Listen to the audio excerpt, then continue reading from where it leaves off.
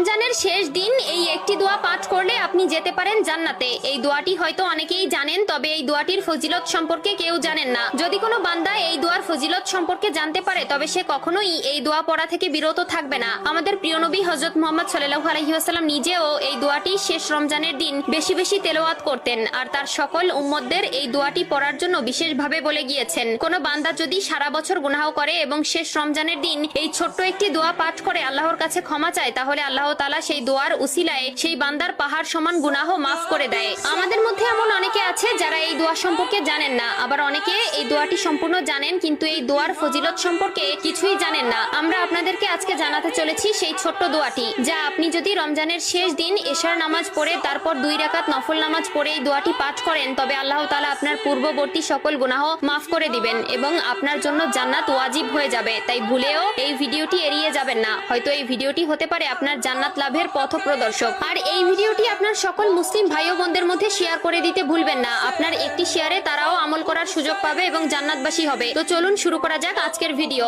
আমরা তো জান্নাতে যাওয়ার জন্য কত কিছুই না করে থাকি, 5 ওয়াক্ত নামাজ আদায় করা, সামর্থ্য থাকলে হজ করা, দান সদকা করা, আরো অনেক কিছু। তবে এসবের পাশাপাশি কোনো বান্দা যদি এই ছোট্ট দোয়াটি রমজান মাসে রমজানের শেষ দিন এশার নামাজ পড়ে পাঠ করে তবে তার জন্য জান্নাত ওয়াজিব হয়ে যাবে। আমাদের প্রিয় নবী হযরত মুহাম্মদ সাল্লাল্লাহু আলাইহি ওয়াসাল্লাম নিজে প্রত্যেক রমজানের শেষ দিন এই দোয়াটি কয়েকশো বার পাঠ করতেন। দোয়াটিকে অনেকে সাইয়্যিদুল ইস্তিগফার নামে বেশি চিনেন। দোয়াটি হলো আল্লাহুম্মা আনতা রব্বি লা ইলাহা ইল্লা আনতা খলাকতানি ওয়া আনা আবদুক ওয়া আনা আলা আহদিকা ওয়া ওয়াদিকা মাস্তাতু আউযু বিকা মিন শাররি মা শনাতু আবু লাকা বিনিমাতিকা আলাইয়া ওয়া আবু উ বিদানবি ফাগফিরলি ফা ইন্নাহু লা ইয়াগফিরুজ জুনুবা ইল্লা আনতা। প্রিয় নবী হযরত মুহাম্মদ সাল্লাল্লাহু আলাইহি ওয়াসাল্লাম বলেছেন, কোন বান্দা যদি এই দোয়াটি পাঠ করার পরে মৃত্যুবরণ করে তবে তার জন্য জাহান্নাম হারাম হয়ে যাবে এবং সে সরাসরি জান্নাতে প্রবেশ করবে। আর যদি কোনো বান্দা এই দোয়াটির অর্থ জানতে পারে তবে তার চোখ দিয়ে অনবরত পানি পড়তে থাকবে, কেননা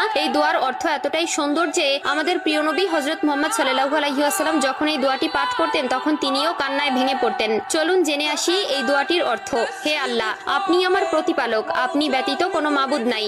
আপনি আমাকে সৃষ্টি করেছেন এবং আমি আপনার বান্দা। আমি যথাসাধ্য আপনার প্রতিশ্রুতি ও অঙ্গীকারের উপর আছি।